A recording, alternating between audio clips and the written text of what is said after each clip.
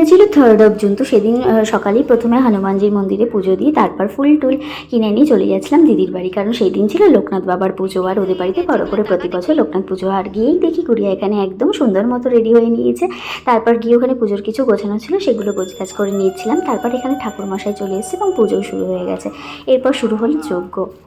খুব সুন্দর মতো পুজো হয়েছে, পুজোর অঞ্জলি দিয়ে দিয়ে নিয়েছিলাম। তারপর এখানে খেয়ে নিলাম জল, কারণ এটা ছাড়া একদম টেকা দায় হয়ে যায় অনেকটা পরিমাণ জলকে। তারপর খেয়ে নিলাম লুচি আর আলুর তরকারি। তারপর এখানে বিকেলের জন্য একদম সব রান্নাবান্নার প্রস্তুতি চলছে। আর তারপর খেয়ে নিয়েছিলাম এখানে আইসক্রিম। তারপরে ঘুমিয়ে পড়েছিলাম, এত টায়ার্ড ছিলাম। বিকেলে এই যে শাড়ি পরে একদম রেডি হয়ে নিয়েছিলাম। আর তারপর বাইরে কি ঘুরবো, সেদিনকে ছিল ফাইনাল IPL ম্যাচ, পাঞ্জাব আর RCB। আর লোকনাথ বাবা আমাদের মনের কথা শুনে দিয়েছে, RCB জিতে গেছে। তো সেই আনন্দে আত্মহারা হয়ে লাফাচ্ছিলাম। আর এদেরকে দেখো, আহা। তারপর রাত্রেবেলা প্রসাদ খেয়েছিলাম খিচুড়ি আর আলুর দম। এই তো চলো, আমার দিনটা এভাবেই কাটলো।